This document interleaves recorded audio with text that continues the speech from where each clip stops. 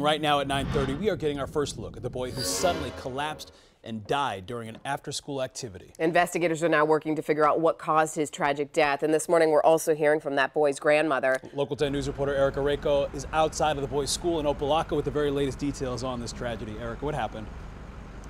Well, heartbreaking is really just the only way to describe this. And now his family is just waiting to figure out what went wrong. Just 11 years old, Caleb Harris was a 6th grade student here at this charter school in Opelika. In fact, this right here is a picture of him at the start of the school year going to Florida International Academy.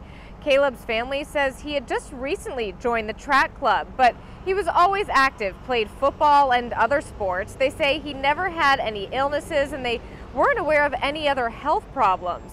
Caleb's little sister, she's 7 years old, she was just ahead of him last night when he collapsed. She had just started to run the track and Caleb was a little behind, still stretching, just preparing to run when he fell to the ground. This happening on the track at Miami Northwestern Senior High around 6 p.m. At first, the other kids there thought he was just playing around. They were urging him to get back up, but then everyone realized this was really serious. Caleb's mom was sitting in the stands. She and other parents ran to try and help, and paramedics were called. When they got here, Caleb was barely breathing. They performed CPR on him all the way to Jackson Memorial Hospital, where pediatric doctors pronounced him dead.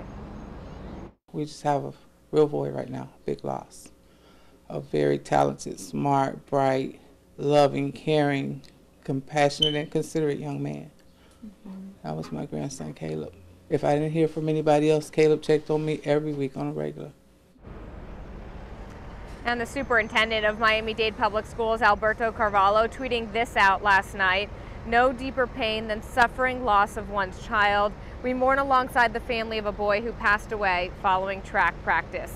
Caleb's family says he loved going to school. He had dreams of being a pastor. He loved nothing more than playing and hanging out with his siblings, his sisters, and all of his cousins. And now his family is just waiting, trying to be patient while the autopsy on Caleb is done so they can figure out what happened. Live in Opelika, Erica Rako, Local 10 News.